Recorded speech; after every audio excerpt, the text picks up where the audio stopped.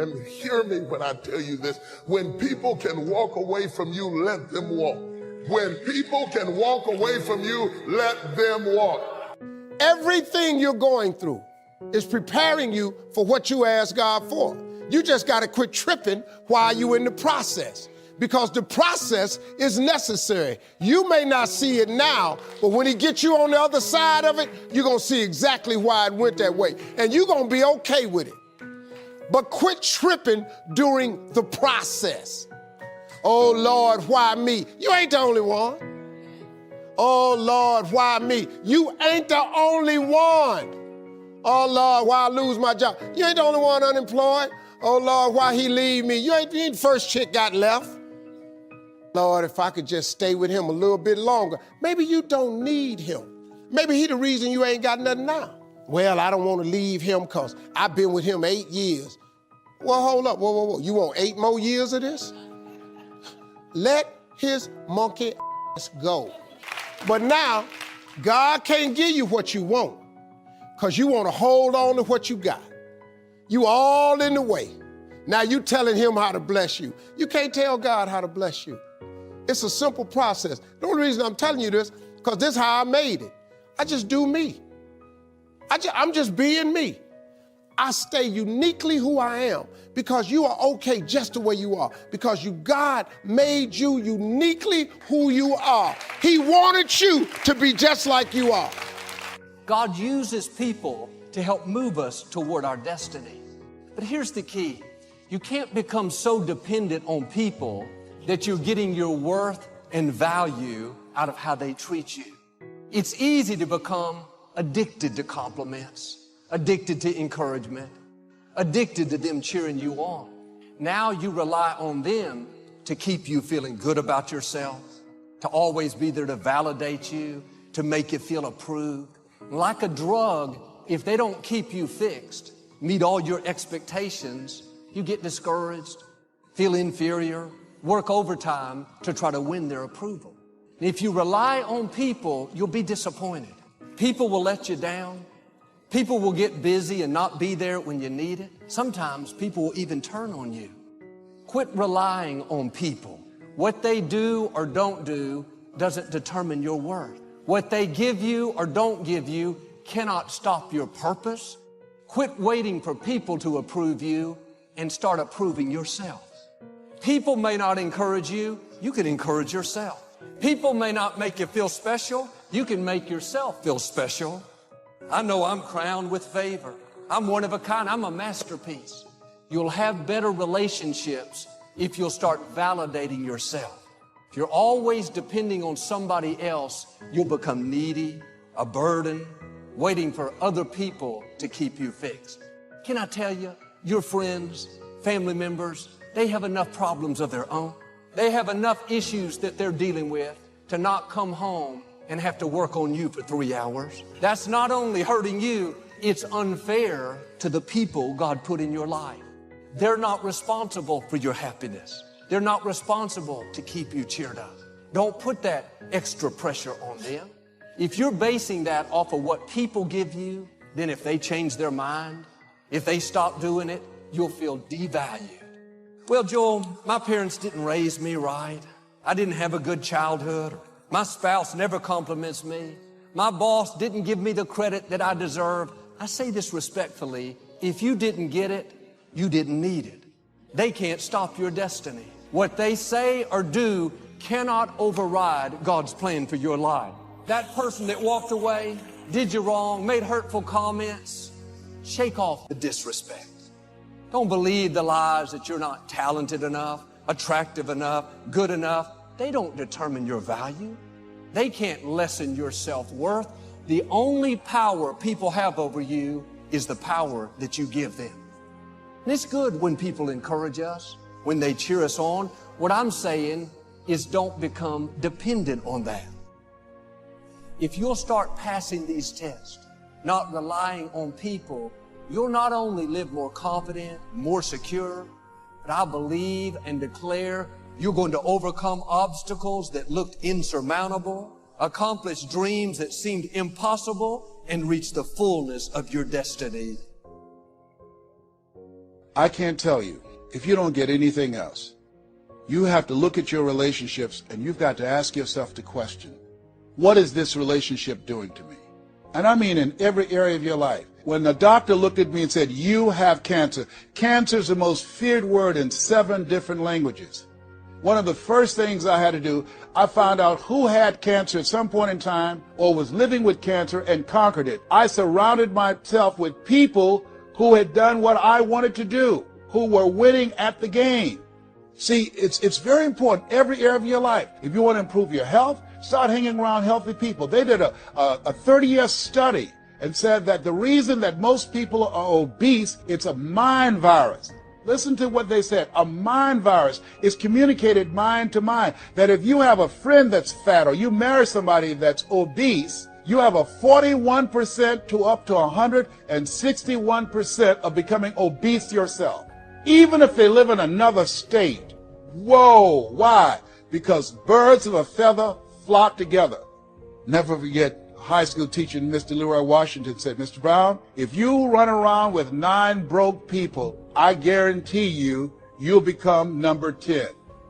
Whoa, think about that. Part of your mindset development, not only listening, not only reading, but you have got to look at your relationships, upgrade your relationships, and continue to evaluate them and make sure they're an asset to you and not a liability. My son John Leslie is a motivational speaker. He has a saying, who should you count on and who should you count out? See, there's some relationships that can start out real positive, and then sometimes we outgrow people. Have you ever outgrown someone? Somebody you used to be close to, used to be your bosom buddy, and then you haven't been together for a time, and then when you get together, you have absolutely nothing in common. Sometimes it happens with family members. My twin brother, it's a strained conversation because he's talking about, Les, did you hear who died? No, I don't get up reading the obituary column. I'm glad my name is not there. Hello, I don't care. I'm focusing on living. Our conversations are so different. Isn't it interesting how you could be raised in the same family, same circumstances, by the same parents and end up dramatically different? It's called life. Never underestimate the power of influence. What an important statement. The influence of those around us is so powerful. Many times we don't even realize we're being strongly influenced because it generally develops over an extended period of time. If you're around people who spend all they make, chances are excellent that you'll spend all you make. If you're around people who go to more ball games than concerts, chances are excellent that you'll do the same. If you're around people who don't read many books, chances are excellent you won't read many books. People around us can keep nudging us off course a little at a time until finally, 10 years from now, we find ourselves asking, how did I get here? Those subtle influences need to be studied carefully if we really want our lives to turn out the way we've planned. Of course, you must be the judge. You must determine whether the situation and the people call for disassociation or limited association.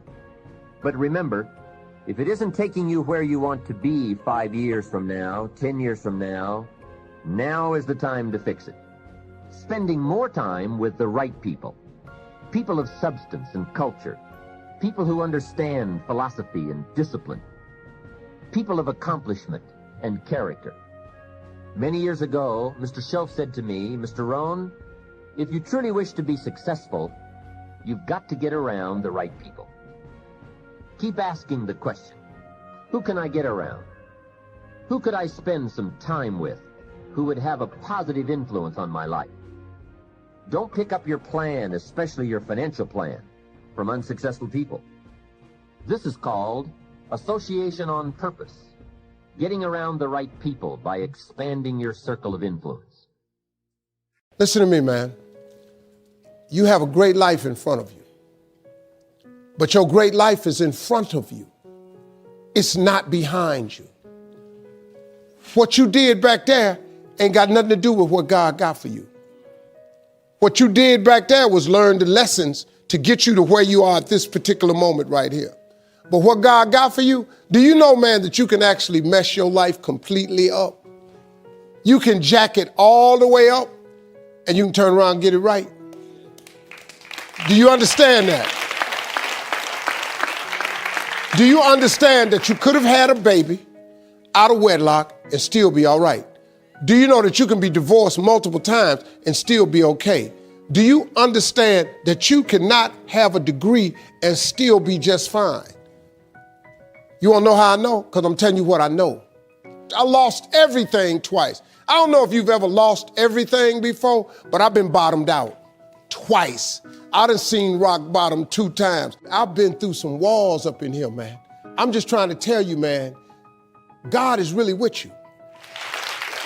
You ain't got to believe me. You ain't got to believe me. But keep doing it without God. Let me know how it worked for you. Matter of fact, write a book on how to make it without God. Because I want to read it. I want to read the first page. And then I want to read the last page because there ain't going to be but 2. You can jack your life all the way up.